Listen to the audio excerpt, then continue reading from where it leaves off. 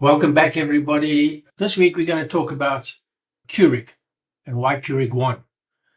Keurig is basically the iPhone moment of American single serve, with all the glory and the chaos that followed.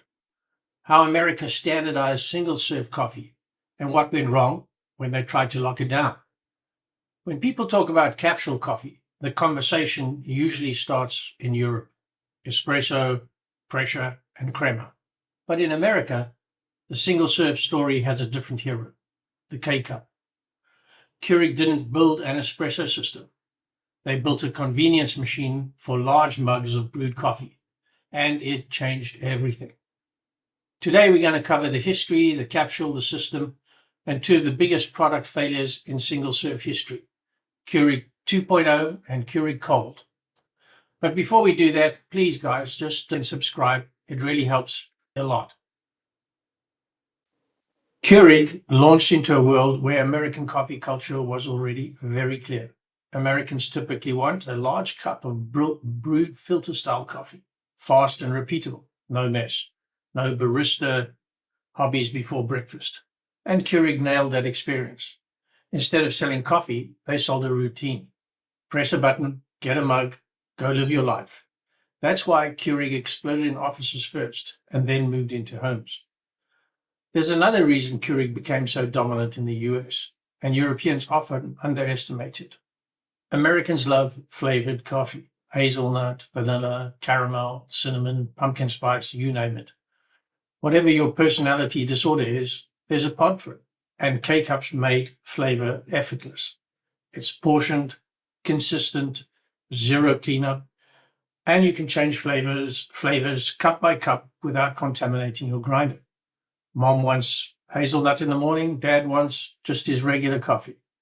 That variety isn't a gimmick. It's a major part of American single-serve culture. Keurig didn't just sell convenience, they sold a choice. What a K-Cup actually is. A K-Cup is not an espresso capsule. It's a mini filtered coffee system in a plastic cup. Inside, you typically have ground coffee, and usually like a paper filter, a sealed lid on top, and a defined outlet path at the bottom. You're not forcing water through a dense espresso bed at high pressure. You're passing hot water through coffee relatively easily, more like a scaled-down drip brewer. So the engineering goal is different. No, not maximum pressure, but controlled flow and repeatable volume. A Keurig machine is primarily a low-pressure system. It punctures the K-Cup in the bottom, pushes water through it, and delivers a consistent mug. The key features are simple piercing, predictable flow, consistent brew volume, low resistance, and low drama. This also means you're not chasing espresso crema here. You're chasing clarity, drinkability, and speed, and good enough every time. And that's exactly why Keurig aligns so well with the American taste profile. As I said in the thing, Dad loves Dunkin' Donuts and Mom loves hazelnut. No more compromises. Win-win for the American family. Now, here's a detail most people don't know.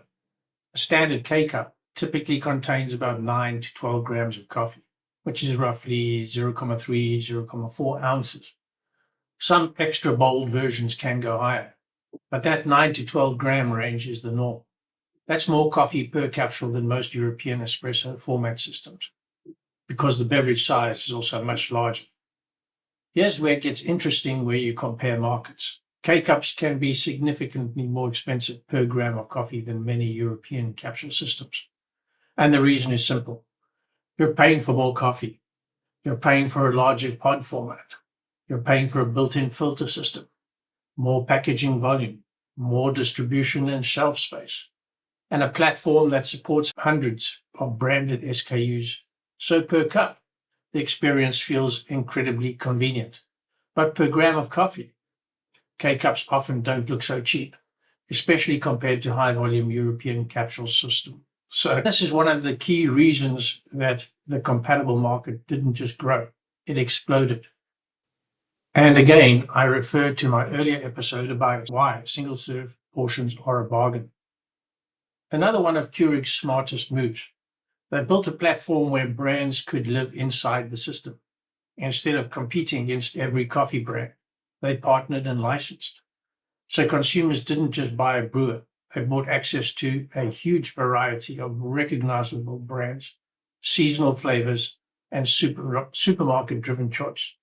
That's the razor blade model executed properly. Buy the machine once, keep buying pods forever. For years, Keurig effectively controlled the ecosystem through patents, but the key K-Cup patent protection expired on September the 16th, 2012. Once that happened, the market opened. Now, third-party manufacturers could legally produce compatible pods, often cheaper, and sell them at scale. So from a consumer point of view, the logic was obvious. It was the same machine, the same routine, but a little lower cost. Even a small saving per pod becomes massive. After the patents expired, Keurig made a move that almost every platform company attempts at some point. They tried to lock it down again. Keurig 2.0 was introduced, and they had a scanning system designed to block pods that weren't authorized. Basically DRM for coffee. And it backfired spectacularly. It didn't just block third-party pods, it also created consumer anger because the machine started policing the user. And here's the golden rule of consumer products. The customer didn't buy your machine to be told no. They bought it to make coffee. So workarounds appeared, hacks appeared, and a backlash grew. Keurig learned the hard way. You can't DRM your way into a customer's love. Now for the second big failure. Keurig tried to expand beyond hot drinks into cold beverages with Keurig Cold. It launched in October 2015 and was discontinued in under a year. Cold beverages bring totally different requirements: carbonation handling, cooling performance, hygiene complexity, consumer price sensitivity, and product expectations. The technology was ambitious, but consumers didn't want a bulky countertop machine to make cold drinks and pods at home.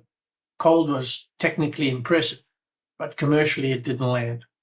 Not every beverage category wants a capsule business model. Keurig is a masterclass in how single serve succeeds. It succeeds when the experience matches the culture, convenience stays sacred, variety stays massive, and the platform keeps expanding. And it fails when you fight your customer instead of serving them, you break compatibility to force control, or you expand into categories that don't fit the platform. Keurig's success wasn't about pressure, it was about habit. So that's the K-Cup story, a low-pressure system built for the American mug, turned into a global platform with huge brand choice, huge volume, and a massive compatible market. This was Engineered Coffee. I'm Anthony Kay, and as I said in the beginning, please like, subscribe, and share. It really helps with the algorithm and lets a lot more people see this. So until next week, wishing you all a fantastic week ahead.